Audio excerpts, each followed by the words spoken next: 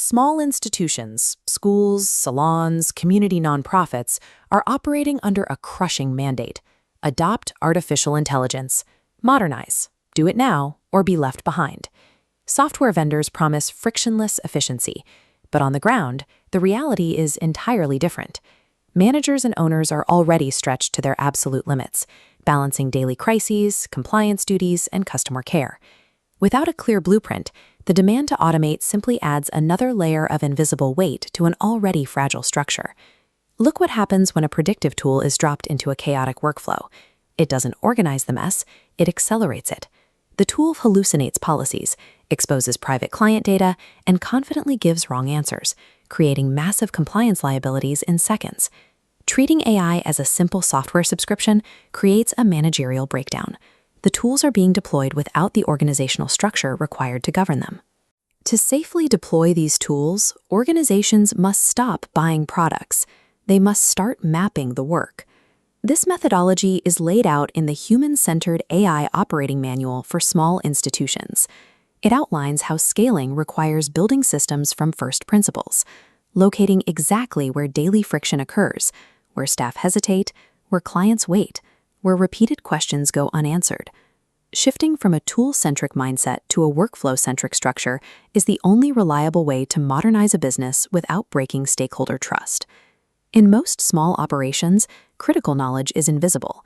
The intake process, the compliance checks, the exact way to calm an angry client, these rules live entirely inside the heads of a few senior employees.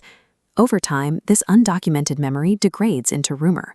Without a written anchor, operational habits slowly drift away from official policy until the staff is acting on inherited guesswork.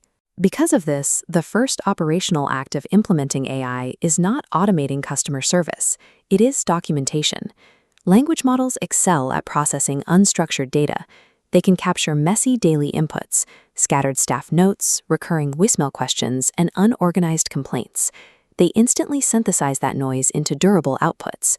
Raw observations become clear FAQs, procedural timelines, and step-by-step checklists. This process creates a highly defined source of truth repository. A strict boundary must be enforced. The AI is never allowed to improvise answers. It is only permitted to extract and format information from these explicitly approved governance documents. Building this engine forces leadership to look closely at their own operations. It highlights exactly where existing policies contradict each other or lack vital details. For new staff members, this is a massive relief. They no longer have to worry about interrupting a busy owner to learn the operational ropes of their job.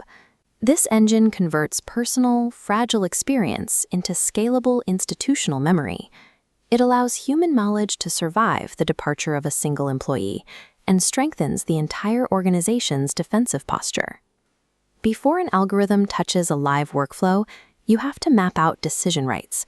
You need to define exactly who or what is legally and operationally allowed to decide what. This requires separating computer work from human work.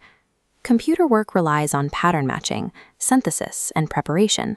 Tasks like formatting daily checklists, comparing multiple versions of a legal document, and translating general educational text into plain language belong here. Human work is entirely different. It requires moral judgment, empathy, context, and institutional authority. This includes sensitive disciplinary conversations, verifying complex compliance codes, and repairing relationships with upset clients. In practice, the system handles the drafting on the left track, but the final accountability must always cross over to the human on the right. Offloading administrative burden is strictly a tactic to increase bandwidth for human interaction. This distinction neutralizes the fear of replacement. When software absorbs the repetitive sorting and summarizing, expert human judgment becomes more valuable to the organization. Because software can now generate polished, authoritative-sounding text in seconds, strict role boundaries are vital. A beautifully written draft does not give a front desk employee the authority to approve a legal exception. Separating these tasks dismantles the automation fallacy. The technology is designed to automate preparation, never to automate human touchpoints. To enforce those boundaries, the system requires a human review gate. This is the absolute checkpoint between an automated suggestion and a real-world action. The governing rule is simple.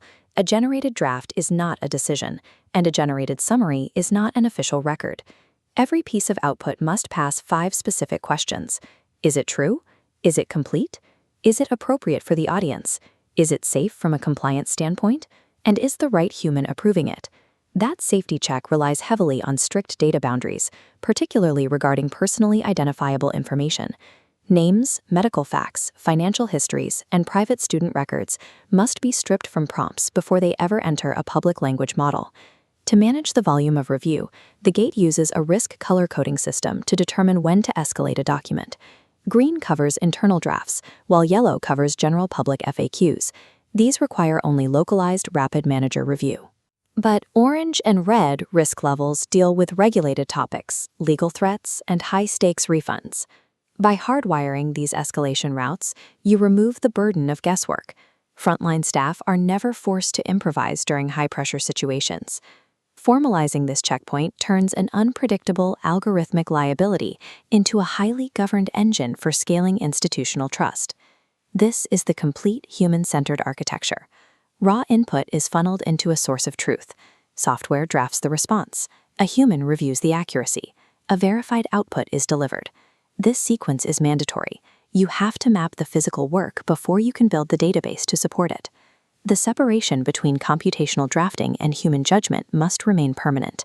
The review gate acts as an uncompromising firewall, protecting the organization's legal and reputational standing. There is a natural, intense temptation to bypass these steps to achieve frictionless, instant operations.